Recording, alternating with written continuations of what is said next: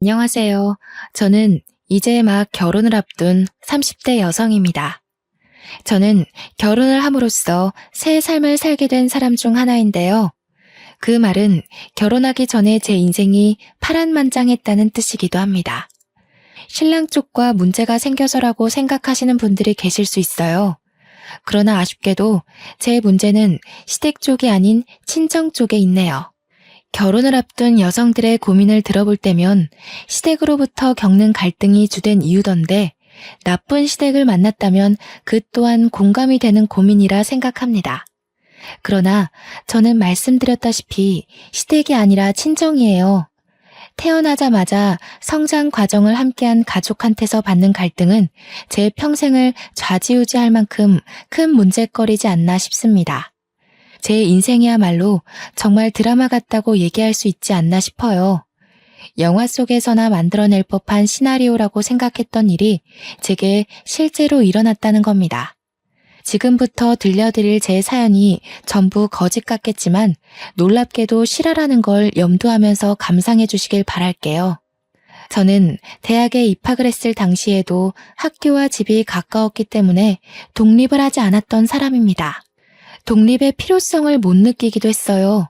그래서 저의 가족, 부모님과 친언니와 함께 한 집에 살았죠. 친언니는 저와 5살 차이였는데 남들이 자매라면 되게 많이 싸우겠다고 사이 안 좋지 않냐고 묻는데 맞습니다. 저희 집도 다른 자매들처럼 많이 다투는 사이였어요. 주로 친언니가 저한테 시비를 걸어오는 터라 저도 참지 않고 덤비는 쪽으로 늘 다툼이 발생했죠.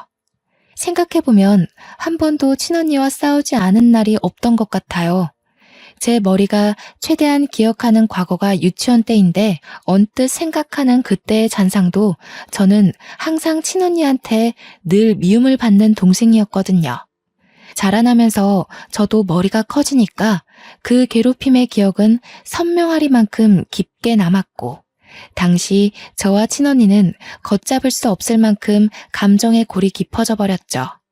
어디서부터 어떻게 화해를 하고 풀어나가야 될지 생각조차 할 수 없는 관계였습니다. 그건 저희를 보는 부모님도 마찬가지였어요. 저 또한 친언니와 잘해보고 싶은 생각이 없었습니다. 한 번도 친언니와 좋았던 추억이 없기 때문이었는지도 모르겠네요. 지금 생각해도 친언니는 저에게 있어 제일 가는 영악한 사람일 뿐 그리움이나 아쉬움 따위 없습니다. 친언니는 항상 저를 이유 없이 때리고 욕을 했는데요. 한 번은 부모님이 그걸 크게 혼낸 적이 있었습니다. 아마 제 기억으로 초등학교 저학년 때였던 걸로 압니다. 그때 제가 들은 친언니의 말은 언니가 저를 왜 미워하는지 알게 된 충격적인 진실이었다고 할 수 있겠네요. 내가 동생 필요 없다고 했는데 엄마 아빠가 마음대로 낳았잖아. 나는 동생 싫다고. 지금이라도 내다 버리고 싶어. 나중에 우리가 크면 다은이만 좋아하고 나는 거들떠도 안 볼 거잖아. 그래서 지금도 나만 혼내고 있는 거 아니야? 그런 거 아니래도 엄마 아빠는 너랑 다은이 똑같이 좋아해. 근데 네가 자꾸 다은이 못 살게 구니까 엄마 아빠가 너를 혼내는 거야. 네가 언니로서 다은이를 잘 챙겨야지. 싫어. 내가 왜? 나는 다은이 평생 동생으로 인정 안 할 거야. 내 입장에선 다은이가 주어온 년이야. 앞으로 무슨 일이 생기든 나한테 다은이는 주어온 동생일 뿐이라고. 그날 친언니가 아빠한테 굉장히 많이 혼이 났는데요. 친언니의 모진 말은 저를 기죽게 만들기 충분했습니다. 그 이후로 부모님한테 혼날 때마다 친언니는 저를 찾아와서 보복했어요. 저 때문에 부모님이 자기를 미워한다고 매일 눈앞에서 사라지라는 말과 함께 꼭 같이 겸하는 욕이 바로 주어온 년이라는 거였습니다. 처음에는 그 말에 기가 죽어서 친언니한테 욕만 들으면 울기 바빴거든요. 그걸 부모님께 그대로 일러바쳐 친언니가 부모님한테 자꾸 혼나도록 만드는 게 저한테는 친언니를 대적할 수 있는 최선의 수단이었습니다. 그럼에도 친언니는 저한테 계속 그런 기분 나쁜 말을 하더라고요. 어쩔 때는 부모님한테서 용돈을 똑같이 받으면 친언니가 뒤에서 몰래 제 돈을 뺏기도 했습니다. 언니 나이가 많아지다 보니까 더는 부모님한테 일러 바치는 게 언니한테 위협이 되지 않더군요. 나날이 더 겁 없어지던 친언니는 부모님한테 악까지 지르면서 정말 무슨 짓이라도 벌일 사람처럼 무섭게 변해갔어요. 부모님도 점차 나이가 들어가다 보니까 친언니를 나무라는 방향보다 회유시키는 방법으로 부드럽게 대하려 노력했습니다. 그러나 부모님의 꾸지람이 그치는 건 친언니를 더 날고 뛰게 만드는 길과도 같았는데요. 부모님의 꾸지람이 더 이상 자신을 자극하지 않자 친언니는 대놓고 저를 괴롭히기 시작했어요. 그때마다 부모님은 예전처럼 무섭게 매를 들지 않고 말로만 동생한테 그러지 마 하고 말았죠. 초등학생 때만 해도 언니가 무서워서 나약하게 당하기만 했던 저는 부모님이 저를 포기했다고 생각했어요. 매일 주어온의 소리를 듣는데 나중에는 그 말이 세뇌가 되었는지 부모님이 정말로 저를 사랑하지 않고 언니를 더 좋아한다는 생각이 들더라고요. 그렇게 내내 묻어온 오기와 반항은 사춘기 때 폭발했는데요. 그 시기에 저는 여태 가족들에게 보여줬던 모습과는 조금 달랐을 겁니다. 진짜 주워온 것 같이 생긴 게 누군데? 나는 엄마 아빠랑 닮았는데 언니는 어디 닮은 구석이 있기나 해? 내 친구들은 언니 보고 부모님이랑 하나도 안 닮았다고 그러더라. 언니야말로 주워온 사람 아니냐고 그랬어. 뭐라고? 미쳤어? 네가 뭔데 나한테 그런 말을 해? 넌 나한테 그럴 말 할 자격 없어. 너 실수로 만들어진 애인 거 모르지? 주제도 모르고 어디서 까불어? 친언니 말로는 부모님이 친언니 하나만 키우고 아이를 안 가질 생각이었는데 실수로 제가 생기는 바람에 낳았다고 했어요. 당시 그 말에 진심으로 상처를 받았지만 어릴 때처럼 부모님한테 찾아가 따져 묻지 않았습니다. 부모님을 믿었다기보다는 친언니 말에 휘둘리지 않고 싶었던 마음이 더 컸던 것 같아요. 그래서 어쩌라는 식의 대꾸만 하면서 친언니에게 되레 언니한테 배웠던 것처럼 욕만 해댔네요. 그렇게 친언니와 저는 서로 고등학생과 대학생이 될 때까지도 대들며 대판 싸우기를 반복하는 삶을 살았습니다. 저희를 혼내다가 지친 부모님은 우리 둘을 보고 절대 붙어있지 말라고 크게 나무라며 용돈을 끊기도 했어요. 당시 용돈이 한참 필요한 나이였던 저희들은 그 때문에 집에서만큼은 다투지 않게 되었습니다. 그러나 집 밖을 나서는 순간 저희는 집에서 일으키지 못한 분란을 한꺼번에 몰아서 터뜨리곤 했는데요. 한 번은 친언니와 제가 귀가 시간이 겹친 적 있었는데 아니나 다를까 저희는 엘리베이터 안에서 크게 다투고 말았습니다. 그땐 공간이 협소한 탓도 있어서 몸싸움까지 벌였네요. 결국 주민들의 신고로 우리는 경찰과 부모님이 오고 나서야 대항을 멈췄습니다.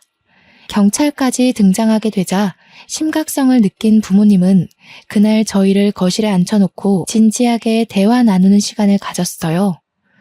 도대체 너희 둘은 왜 이렇게 못 잡아먹어서 안달이니? 엄마 아빠가 하루하루 심장이 떨려서 살 수가 없어. 자매 다툼에 경찰까지 출동하는 게 말이야? 대체 어떻게 하면 안 싸울래? 너희들이 원하는 게 뭐야? 내가 왜 동생도 아닌 애랑 엄마 아빠를 공유해야 되는데? 싫은 건 싫은 거야. 방법 같은 거 없어. 내 눈에서 김다은이 없어지지 않는 이상 계속 이렇게 지낼 거야. 난 이런 주워온 애랑 가족하기 싫거든. 다미야, 너 왜 자꾸 동생한테 그런 소리를 하는 거야? 다은이가 어디 주워온 애라는 거니? 자꾸 그런 못된 소리 하면 너희 둘 다 집에서 완전 쫓아낼 수도 있어. 그러니까 내가 동생 필요 없다고 진작 얘기했었잖아. 차라리 쫓아내. 그럼 김다운도 이 집에서 나가게 되는 거잖아. 난 절대 얘 동생으로 인정할 수 없으니까 엄마 아빠가 얘 버리든 내쫓든 뭐든 해. 김다미, 입 안 다물어? 가족인데 싫고 좋고가 어딨어. 한 지붕 아래 살면서 서로 포용하고 보듬어줘야지. 엄마 아빠가 너한테 못해준 거 있어? 대체 왜 이렇게 못된 생각을 하는 거냐? 꼴도 보기 싫으니까 방에 들어가. 친언니가 저더러 주워내라고 소리치는 건 내내 한결같았는데 그런 소리를 할 때마다 부모님은 날이 갈수록 상상외로 격한 반응을 일으키더라고요. 친언니가 하는 다른 폭언에 대해선 아무 말도 없다가 꼭 주워내라는 말에서만 민감하게 반응하셨어요. 한 번은 아빠가 성인이 된 친언니를 방에 데려가 딱딱한 매로 훈육을 시킨 걸로 알고 있습니다. 언니가 저를 때렸을 때도 그런 훈육은 없었는데 명절 때 친척들 앞에서 언니가 저한테 또 주워내라고 욕하는 바람에 혼났던 걸로 기억해요.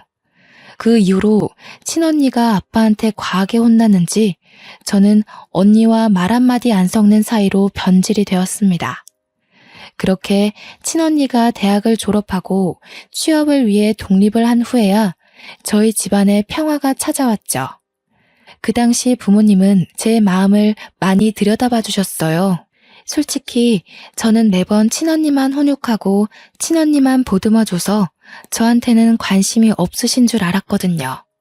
그런데 친언니가 없으니까 저한테 무한한 사랑을 베풀어 주시더라고요. 담이 말은 신경 쓰지 말거라.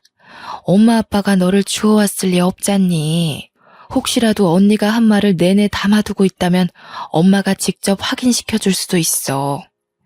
엄마 아빠는 너랑 담이랑 정말 똑같이 사랑해. 누구 하나 덜 해주고 잘해주고 그런 적 없어. 그런데 담이가 우리 다은이 태어나는 바람에 서운한 게 많았나 봐. 다은이가 언니 마음 이해해 줄 수 있지? 참, 혹시 담이가 우리 몰래 너한테 뭘 더 얘기한 건 없었니? 그냥 엄마 아빠는 언니를 더 좋아하고 나는 실수로 생긴 애라서 어쩔 수 없이 키우는 거라고 했어. 그래서 나는 엄마 아빠가 당연히 언니를 더 좋아하는 줄 알았는데. 어머나 세상에, 담이가 그런 말까지 했니? 아휴, 여보, 우리 첫째를 어쩌면 좋아. 담이가 왜 그렇게 심술을 부릴까? 우리가 담이한테 얼마나 많은 노력을 했는데. 친언니가 있을 때는 부모님의 심정이 어떤지 솔직히 생각해 볼 겨를조차 없었습니다. 그런데 친언니 없는 집안에서 부모님의 민낯은 그 어느 때보다 허약하고 언니에 대한 두려움을 가지고 있더라고요. 처음엔 친언니의 폭주족 같은 질주 본능이 무서워서 그렇게 친언니 걱정을 하는 건 줄 알았습니다. 저도 언니를 맞서 싸우고 대들긴 했지만 친언니가 무섭긴 했거든요. 그래서 부모님이 언니 걱정하는 걸 저는 그냥 시원찮게 넘겨버렸어요. 또 괜히 저까지 부모님께 걱정을 얹어주고 싶지 않아서 뭐든 더 혼자 해내려고 했었습니다. 그렇게 조용한 가정이 유지되던 어느 날 친언니는 명절 때도 잘 나타나지 않다가 결혼할 남자가 생겼을 때야 얼굴을 비췄는데요. 그때가 제가 대학을 졸업했을 때였어요. 친언니 상견례 때에 부모님이 저더러 오지 않는 게 좋겠다고 해서 저는 일부러 참석하지 않았습니다. 친언니와 고등학교 이후로 만난 적이 없어서 다툼은 따로 없었지만 남자를 데리고 오랜만에 나타난 언니가 저에겐 인사도 안 하는 걸 보고 아직도 나한테 남은 앙금이 그대로구나 싶어 저도 굳이 상견례에 따라가고 싶지 않더라고요. 친언니 결혼식에만 눈에 안 띄게 참석했고 언니한테 축하 인사도 안 하고 나왔습니다. 이후 저는 취업에 성공해서 친정을 나오게 되었는데요. 직장 가까운 곳으로 독립을 하기 시작했습니다. 부모님이 친언니가 독립할 때와 달리 저를 알뜰히 살뜰히 챙기는 모습이었어요. 이제 집에 자녀들이 다 빠지고 없으니 적적하셔서 나를 더 걱정하는 건가 싶은 생각만 들었습니다. 저는 부모님이 마음을 조금이나마 놓았으면 해서 독립하고도 하루에 한 번씩 꼭 인사 전화를 했습니다. 얼마나 좋아하시던지 제가 친구들과 논다고 깜빡 전화를 잊었을 때는 꼬박 문자가 와 있었어요. 당연히 제게 무슨 일이 생긴 줄 알고 넣는 걱정 어린 문자였죠. 부모님은 저와 친언니를 낳고 한순간도 두 발 뻗고 못 주무셨을 텐데 독립하고 나서까지 부담을 주기가 싫더라고요.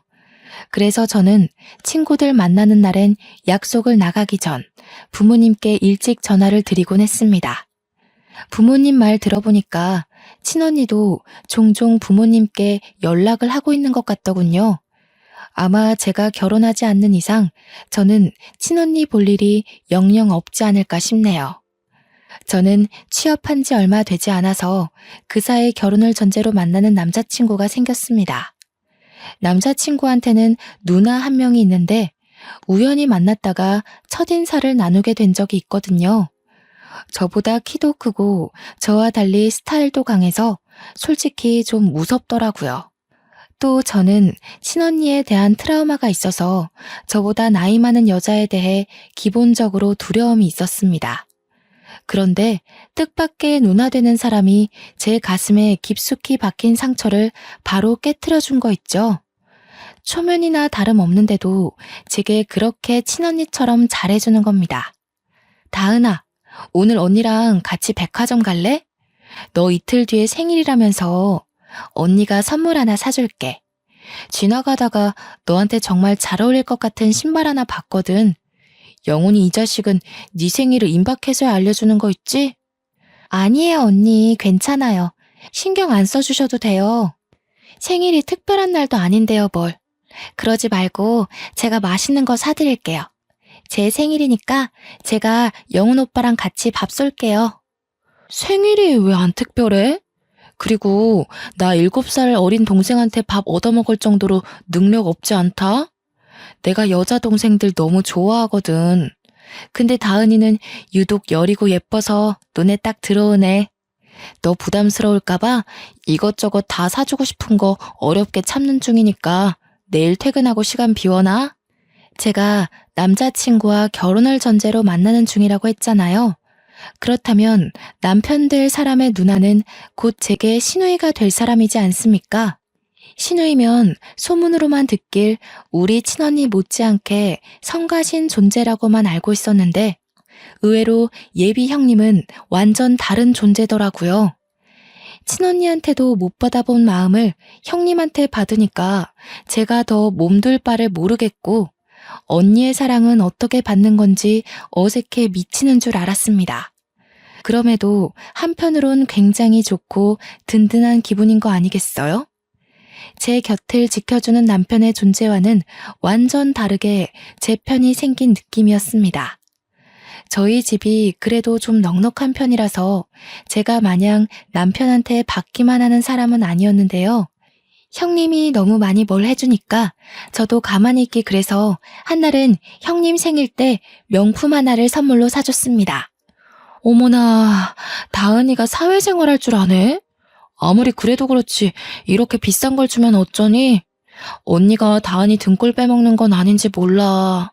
주위에서 애기 돈 뺏었다고 욕먹으면 어떡하나? 언니가 저한테 해준 게 얼만데요. 이건 약과죠. 앞으로 가족이 될 사이기도 하니까 언니한테 주는 선물은 남자친구한테 주는 것보다 더 아쉽지 않아요. 내 동생이 여자친구 하나는 거물로 잡았네. 혹시라도 영훈이가 너 못살게 굴면 이 언니한테 말해. 언니가 다신 찍소리 못하게 바로 처단해줄게. 당시 형님과 저는 얼마 만난 사이도 아니었는데 그저 형님이 제 친언니였으면 좋겠다 생각한 적이 한두 번이 아닙니다. 그만큼 형님이란 존재가 제게 색다른 감정을 깨우치게 만들었다는 거죠. 남편도 제게 하루빨리 결혼하자고 조르던 시기였고 저 또한 시댁의 분위기가 너무 마음에 들었기에 결혼을 늦출 필요는 없다고 생각했어요. 그래서 친언니가 결혼한 지 1년 반 만에 저도 결혼을 마음먹게 되었는데요. 제가 결심하고 부모님께 처음으로 알려야겠다고 준비하고 있던 그 시기에 뜻밖의 큰 고비가 찾아왔습니다. 친언니를 이렇게 빨리 다시 보게 될 줄은 몰랐는데 결혼식 때 보고 바로 다음 해에 만나게 된 셈이었어요. 그 이유가 바로 저희 부모님이 등산길에 미끄러져 사고를 당했다는 소식 때문이었습니다. 주말이었기 때문에 연락받은 저는 급하게 병원으로 향했어요. 제가 병원에 도착했을 땐 이미 언니와 형부가 와 있었고 부모님은 생을 마감한 뒤였습니다. 뭐예요? 형부, 우리 엄마 아빠 어떻게 된 거예요? 왜 엄마 아빠가 돌아가셔요? 제가 어제만 해도 통화를 했단 말이에요. 분명 어제까지 나한테 일하느라 고생했다고 주말에 반찬 챙겨서 온다고 그랬단 말이에요. 거짓말이죠. 거짓말이라고 해주세요. 미안해, 처제. 우리도 연락받고 놀라서 달려왔어. 다른 등산객이 발견하고 신고해줬대. 그래도 병원 올 때까지는 숨이 붙어 있었다는데 수술 과정에서 그만 돌아가셨어. 형부의 말을 듣는데 하나같이 믿을 수 없는 말만 하는 탓에 저는 주저앉아 오열을 했습니다. 그래도 사람이었던 건지 친언니도 눈물을 보이긴 했는데요. 그렇다고 저를 들여다봐주는 건 아니었고요. 형부가 정신 못 차리는 저를 대신 챙겨주었습니다. 장례식 때도 친언니와 저는 대화 한 번 나눈 적이 없었어요. 거의 형부랑 제 예비 남편을 통해서 필요한 말만 전하고 들었을 뿐이었어요. 그렇게 장례를 마무리하고 친정집에서 친언니와 형부를 나란히 마주하게 되었는데요. 그날 저는 친언니에게 아주 충격적인 말을 듣게 됩니다. 우리 부모님 재산이 왜 피 한 방울 안 섞인 너한테 가야 하는데? 이제 엄마 아빠 없으니까 알려주는 건데 너 우리 식구 아니야. 입양아야. 뭐라고? 뜬금없이 그게 무슨 말이야. 엄마 아빠는 그런 말 없었는데. 나더러 태어나줘서 고맙다고 생일 때도 꼭 그렇게 축하해줬어. 이젠 하다하다 그런 소리까지 지어내는 거야? 네가 세상에 태어나긴 했으니 축하는 해줘야 되지 않겠니? 그게 엄마 뱃속만 아니었을 뿐이지. 이제 알았으면 이 정도도 감지덕지하고 받아. 그리곤 다신 얼굴 마주하는 일 없도록 하자. 가족도 아니고 엄마 아빠도 없는데 얼굴 보는 거 더 이상 껄끄럽잖아? 친언니는 제게 어떤 종이 한 장과 돈봉투를 내던졌습니다. 두툼한 돈봉투보다 종이 한 장만이 제 눈을 의심케 했죠. 그건 다름 아닌 제 이름 앞으로 된 입양사실 확인서였습니다. 30여 년 가까이 이 사실을 모르고 있다가 부모님이 돌아가시고 나서 알게 된 저의 실체인 셈이었죠. 너무 충격이라서 그 확인서만 뚫어져라 보면서 아무 말도 못하고 있는데 친언니가 마지막 말로 제게 쐐기를 박더라고요. 엄마 아빠도 널 가여워해서 그만큼 키워놓은 거야. 근데 사람이라는 게 참 그렇다? 피 안 섞인 자식을 아무리 내 새끼라고 키웠다 해도 재산까진 물려주고 싶지 않은 게 부모의 진짜 진심이거든. 그래서 이미 나한테 상속하겠다고 위임장을 써놨더라고. 그러니까 내가 지금 너한테 준 돈은 온전히 내가 쓰는 선심이라는 거야. 감사하게 생각하고 네 돈 아닌 것에는 괜히 눈독 들이지 마. 그렇게 친언니는 그대로 집을 나가버렸습니다. 형부는 쭈뼛거리면서 일어나며 저한테 미안하다고 위로를 해줬는데 전혀 들리지 않았어요. 제가 입양하라는 사실이 그저 충격이라 아무런 행동도 취할 수가 없었죠. 그렇게 저는 며칠을 친정집에 고립되어 있었습니다. 남편도 형님도 그 누구의 연락도 받지 않고 울기만 했어요. 이미 하늘로 가버린 부모님께 원망하는 것 말고는 아무것도 할 수가 없어서 더없이 속앓이만 했네요. 엄마 아빠는 왜 그랬을까요? 왜 저한테 말해주지 않았을까요? 왜 내가 입양이 된 건지, 그럼 내가 버려진 아이라는 건지, 그렇다면 내 친모는 누구인지 저는 아무것도 알 수가 없었습니다. 나이가 30이나 되었다는 걸 잊어버리고서 다시 아이로 돌아간 것처럼 울었어요. 기진맥진으로 몇 주를 흘려보내고 친정집 빼고는 전 재산이 언니한테로 갔다고 문자만 받았습니다. 저한테 남은 거라곤 부모님과 살던 이 집과 친언니가 던져주고 간 5천만 원의 돈뭉치뿐이었죠. 그럼에도 그딴 돈 사정은 제 신경을 자극하는 거리가 못 되었습니다. 그보다 저를 여전히 휘어잡고 있던 문제는 거실에 덩그러니 놓여있는 입양사실 확인서였어요. 거기는 보육원 이름과 주소가 적혀 있었거든요. 제가 마음을 다잡고 집 밖을 나가게 만들어준 것이 바로 이것 때문이었습니다. 보육원의 존재를 찾기 위해 저는 집구석에만 박혀 있을 수가 없었어요. 그렇게 찾아간 보육원에선 아이들 소리가 가득했는데요. 제가 저 아이들과 같은 처지였다는 사실에 기분이 오묘했습니다. 저는 단 한 번도 부모가 없다는 생각을 해본 적이 없는 사람이잖아요. 부모가 있는데 부모가 없는 애라고 하니까 도무지 받아들여지지 않는 거 있죠. 저는 저를 반겨주는 그곳 원장님을 만나서 들고 있던 확인서를 보여드렸습니다. 제가 여기서 입양되었다고 들었어요. 혹시 친모도 알 수 있을까요?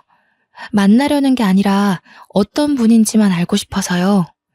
이런 곳이 처음이라서 이런 부탁을 하는 게 실례는 아닐까 걱정했지만 원장님은 흔쾌히 허락해 주셨습니다. 커피 한잔 하면서 잠시만 기다리고 있으라던 원장님은 컴퓨터 자리로 돌아가 기록을 확인했습니다. 종이와 화면을 번갈아 보면서 몇 번이나 고개를 기울였는데 저는 그 모습을 바라보기만 할 뿐 영문을 모르고 기다리기만 했죠. 금방이면 된다는 원장님은 근 10분간 혼자 고뇌를 하다가 찝찝한 표정으로 제게 돌아왔습니다. 김다은 씨라고 하셨죠? 실례지만 이게 본인 서류가 확실한가요? 어디 다른 종이와 헷갈려서 가져오신 건 아니고요? 아니요, 제거 맞습니다. 부모님께서 가지고 계셨던 걸 들고 온 거예요. 왜 그러시는데요? 뭐가 잘못됐나요? 자꾸 신뢰되는 질문을 하는 것 같네요. 저희 전산에 기록된 정보랑은 이름이 달라서요. 본인께 확실하다면 혹시 개명하셨나요? 저희 쪽에는 이 확인서 정보가 김다은 양이 아니라 김다미 양으로 원화 등록이 되어 있거든요. 부모님을 여의고 그것조차 제대로 추스리지 못한 제게 원장님의 말은 또 한 번의 충격이었습니다. 당시 그게 정말이냐고 원장님한테 몇 번이나 되물었던 기억이 나네요. 원장님은 곧바로 새 확인서와 원화 등록 정보를 함께 뽑아서 제게 가져다 줬는데요. 원화 등록 정보에 있는 어린아이의 사진은 제가 알고 있는 우리 친언니의 얼굴이었습니다. 온몸에 소름이 쫙 돋으면서 도대체 이게 어떻게 된 일인가 한참을 생각했어요. 원장님께서 혹시 누가 위조를 한 게 아니냐고 묻는 순간 저는 그 말에 친언니가 사기를 쳤다는 사실을 뒤늦게 깨달았습니다. 저는 원장님께 양해를 구하고 새 확인서와 원화 정보를 들고서 언니를 찾기 위해 전화를 걸려고 했습니다. 그런데 마침 남편한테 전화가 오더라고요. 제가 연락 없는 동안 가장 많이 걱정하고 시름시름 앓았던 사람일 겁니다. 그동안 아무것도 하기 싫은 마음에 걱정해주는 사람 생각도 못하고 남편 연락을 피했거든요. 저는 미안한 마음을 안고 전화를 받았습니다. 미안해 오빠. 내가 엄청난 사실을 알아버려서 한동안 아무 생각도 하고 싶지 않았어.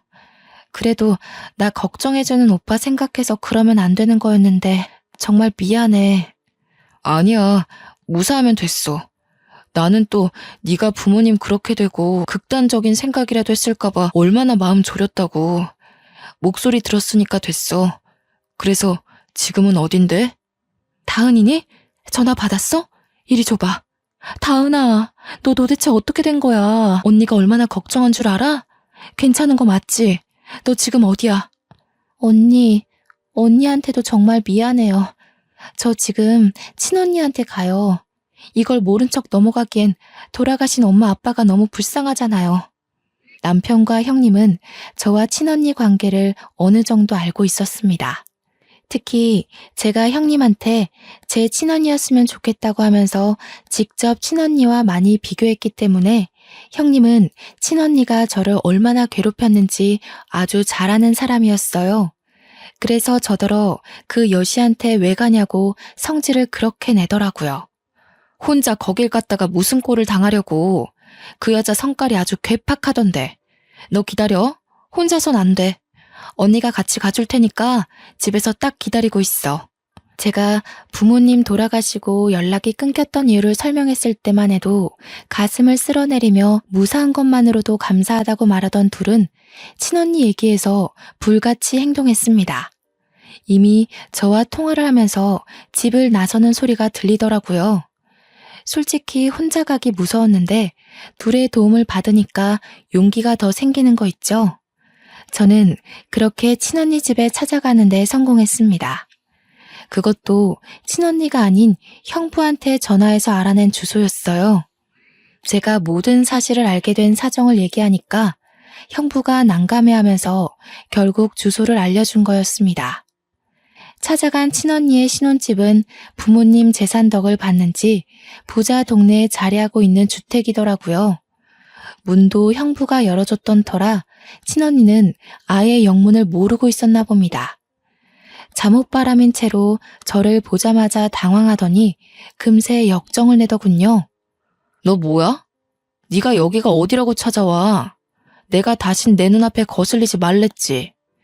우리 더는 이렇게 마주할 식구 아니라고 했을 텐데. 설마 재산 못 받은 게 억울해서 온 거니? 내가 너한테 고작 그것만 억울하겠어? 부모님 돈으로 이렇게 좋은 집 얻어 살면서 양심의 가책 한 번도 느낀 적 없니? 내가 진짜 궁금해서 그래. 너 양심은 있긴 해? 지금 너라고 했어? 내가 너보다 5살은 많아. 건방진 게 감히 예의도 모르고. 여보, 당신이 문 열어줬어? 미친 거야? 내가 전현 찾아오면 상종도 하지 말고 경찰에 신고하랬잖아. 다은이가 다 알고 왔대. 내가 이럴 줄 알았어. 그러니까 솔직하게 밝히자고 했지. 작은 일도 아니고 어떻게 손바닥으로 하늘을 가리겠어. 형부는 이미 자포자기 상태였고 친언니는 그런 형부를 밀치며 무작정 저한테 다가오더니 제 어깨를 확 밀어버렸습니다. 뒤로 넘어지려는 걸 남편이 붙잡아주는 덕에 다치진 않았네요. 그때 저 대신 나서서 친언니를 사정없이 밀어버린 사람은 다름 아닌 형님이었습니다. 이 우라질년이 어디에 그 더러운 손을 대? 네가 그동안 우리 다은이 괴롭힌 주원년이니? 어쩜 생긴 것도 사돈 어른이랑 이렇게 딴판인지 몰라. 사돈 어른 사진만 봐도 우리 다은이가 아니라 너 같은 게 주원 자식이라는 거 세상 사람들이 다 알겠더라. 친언니보다 형님이 2살은 더 많았는데 형님도 친언니 못지않게 한 성깔 한다고 남편으로부터 듣기만 했거든요. 당연히 저는 그런 무서운 형님의 모습을 아직 본 적은 없습니다. 제겐 늘 다정하고 털털하기만 한 사람이었으니까요. 뭐야 이 여자는? 김다은, 아주 꼴값을 떤다. 왜? 혼자로 안 될 것 같으니까 지원군이라도 끼고 온 거니? 네가 여기서 뭘 더 할 수 있을 것 같은데? 안간힘을 써봤자 결국 네가 얻을 수 있는 건 아무것도 없어. 어처구니가 없네. 태생부터 거짓투성이라 그런지 생각하는 꼬락선이 마저 저렴하게 짝이 없구나. 너 같은 것들 때문에 착하고 선한 아이들이 고아라는 이유로 오해를 받는 거야. 뭐라고? 아까부터 이 여자는 누군데 남의 일에 끼어들어서 간섭이야. 김다은이 돈 주고 깽판 좀 쳐달라 부탁하던가요? 할 일 없으세요? 그래, 나 할 일이 너무 없어서 내 동생 지키는데 아주 혈안이 된 사람이다. 누가 우리 착한 다은이 피 빨아먹고 있다는 소문을 들었거든. 사기꾼 한 명 끌어내려고 냉큼 쫓아왔어. 형님이랑 친언니가 서로 덤비며 싸우려는 걸 형부와 남편이 말리느라 집안이 순식간에 난장판이 되었습니다. 그때 저는 친언니에게 다가가 제가 알고 있는 모든 사실을 밝히며 따져들었죠. 내가 입양하라고? 드라마 너무 많이 본 거 아니야? 요즘 세상에 그딴 거짓말을 하고도 언니가 무사할 것 같았어?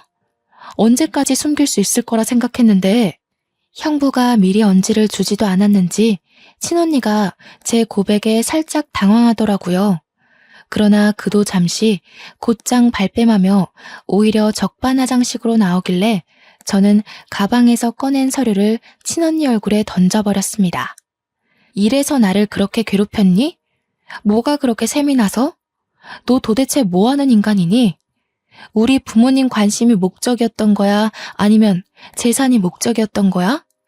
네가 이런 짓을 벌이고도 과연 하늘에 계신 부모님께서 곱게 눈 감아줄까? 그래서 네가 사실을 다 알았다고 해도 달라지는 건 없어. 이미 부모님은 나를 자식으로 인정했고 재산도 나한테 다 상속했잖아. 너야말로 이 재산이 탐나서 다 파헤치고 행패 부리는 거 아니야?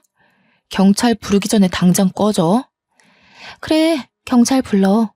나도 네가 사기치고 부모님 재산 빼돌린 거랑 이 서류 조작해서 일 꾸민 거랑 싹 다 고발할 거야. 경찰 불러 당장. 싸우더라도 매번 동생이라는 이유로 지기만 했던 제가 경찰을 직접 부르는 솔선수범을 보이자 친언니가 크게 멈칫하는 겁니다. 그리곤 바로 형부를 뿌리치고 저를 덮쳤어요. 그대로 제 머리채를 잡는 친언니를 떼어놓느라 온 사람들이 우리를 애워싸기도 했습니다.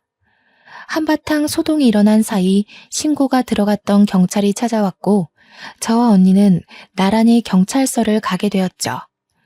다른 식구들도 자차를 몰고 금방 뒤따라왔습니다.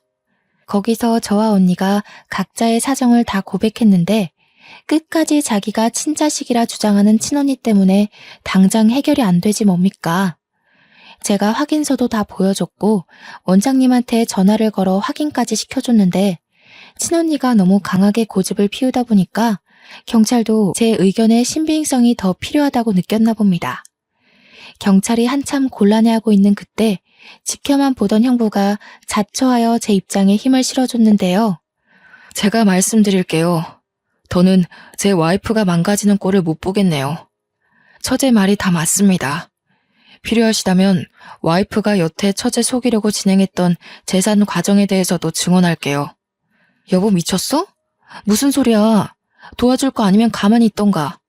우리 재산 몰수당하면 당신도 빈털털이 되는 거 몰라?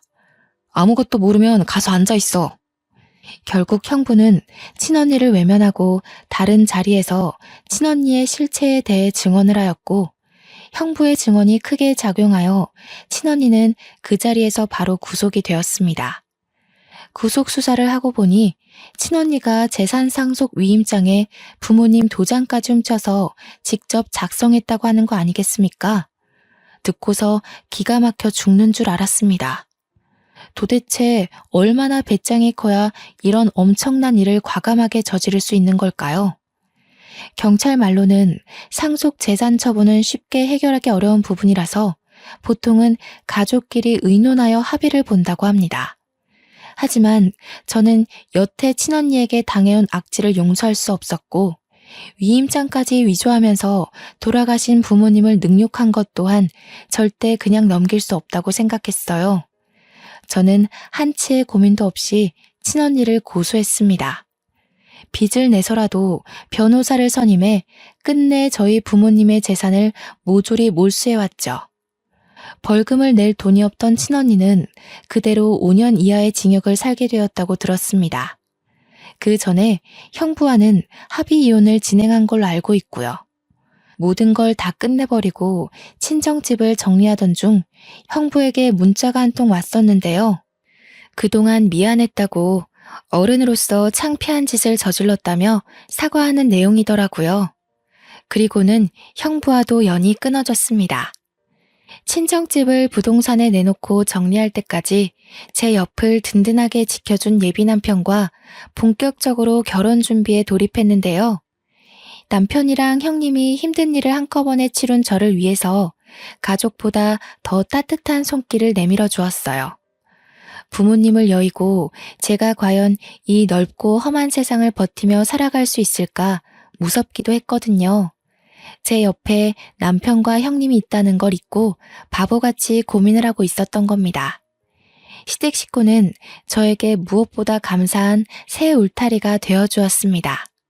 결혼을 하고 시댁으로 합가를 하여 신혼을 시작했는데 시댁에 직접 들어가 살다 보니까 남편과 형님의 훌륭한 인품이 시부모님을 그대로 빼닮았다는 게 느껴지더라고요. 시부모님께서도 저의 사정을 아시고 얼마나 딸처럼 아껴주는지 모릅니다.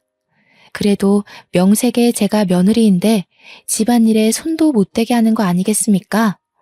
어머님, 그건 제가 들게요. 어머님 허리 안 좋다고 들었어요. 화분 무게도 보통이 아닌데 그걸 어떻게 혼자 들려고 그러세요. 제가 해드릴게요. 아유 됐다 아가. 손도 조그만해서는 내가 아무리 허리가 아파도 너보다는 힘이 많다. 정 몸이 쑤시면 가서 분무기에 물 좀 받아다 주겠니? 어디 시어머니뿐만이었겠어요? 형님마저도 선뜻 나서서 조그만한 아기가 무슨 일을 하냐면서 못하게 하거든요. 아버님은 원래부터 제게 이래라 저래라 안 하시던 분이라 그저 이런 분위기를 당연하게 지켜만 보시는 거 아니겠습니까? 저더러 그냥 소파에 앉아 있어도 된대요. 시무랑 형님이 주방에서 식사를 차리는데 며느리인 제가 거실에 앉아 있는 거 이상한 그림이잖아요. 그런데 시댁 식구 전부가 저더러 그러라고 한다니까요. 물론 너무 과분한 애정이라 하루하루 행복하지만 저 또한 시댁에게 도움이 되는 구성원이고 싶단 말입니다. 그래서 최근 찾은 방법이 묻지 않고 알아서 집안일에 손을 대는 것이었어요. 현재 눈치껏 며느리 노릇 중에 있습니다. 형제를 잃고 부모님을 잃고 세상에 홀로 남은 저를 기꺼이 품어준 시댁 식구들이 얼마나 감사한 존재입니까? 하늘에 계신 부모님께서 늘 그렇듯 제 걱정을 많이 했을 텐데 아마 시댁 식구들의 심정을 알고 이제 그만 안심하고 있지 않을까 싶습니다. 한편으론 부모님께 죄송하기도 하네요. 저한테는 친언니가 무척 미운 존재였으나 부모님께는 그래도 아픈 손가락 같은 자식이었을 거 아닙니까? 친언니가 감옥살이를 하게 된 것에 대해 마음이 무거울 수도 있겠다는 생각이 들기도 했습니다. 그 생각만 하면 저 또한 마음이 좋지 않은데 그럴 때마다 제가 무척 사랑하는 남편이 제 기분을 눈치채고 말없이 안아주더라고요. 그러면서 내 잘못 아니라고 자꾸 괴로워하면 자기가 장인어른 장모님 볼낯이 없다면서 저를 달래줍니다. 아마 남편이 있었기에 뭉그러진 제 마음이 금세 활기를 되찾지 않았나 싶어요. 지금은 너무 행복하게 아이 준비를 하고 있거든요. 하고 있던 일도 잠시 휴직 들어갔습니다. 올해 안으로 아이를 계획 중인데 얼른 좋은 소식이 왔으면 좋겠네요. 아이가 태어나면 또 다른 기쁨 속에서 하루하루 살게 되겠죠.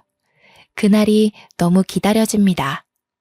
어쩌다 생길 수 있는 기상천외한 일이 왜 하필 제 삶에 찾아왔는지 모르겠습니다. 솔직히 많이 힘들었고 모든 게 무너져 내리는 듯한 느낌에 제 인생을 많이 탓했었거든요.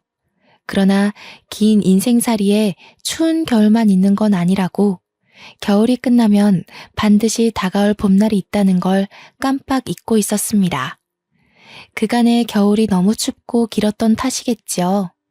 그래도 이제는 인생에 봄, 여름, 가을, 겨울이 있다는 걸 알아버려서 춥고 싫은 겨울을 또다시 마주하게 될 거라는 각오를 당연하게 생각하고 있습니다. 겨울이 당연하다면 봄이 오는 것 또한 당연지사가 아니겠어요? 그러니까 모두들 내 인생의 겨울이 길고 막막하게 느껴질지라도 그만큼 따스한 봄날에 차츰 다가가고 있다는 사실을 꼭 기억하셨으면 좋겠습니다. 이 세상에 풍파만 가득한 삶은 없거든요. 하고 싶은 말이 많아서 이 글을 과연 하루 안에 끝마칠 수 있을까 걱정했는데 나름 글을 잘 정리했더니 마지막 인사까지 적당한 분량으로 마칠 수 있을 것 같습니다. 사연을 작성하는 동안 또다시 떠올린 과거는 아직도 마음이 아릴 만큼 선명한 아픔이지만 이 기회가 저한텐 너무 뜻깊은 시간이었어요. 앞으로 저는 강한 엄마가 되기 위해 계속해서 이 상처를 극복해 나갈 것입니다. 우리 모두 굳센 사람이 됩시다. 지금까지 제 이야기 들어주셔서 너무 감사드립니다.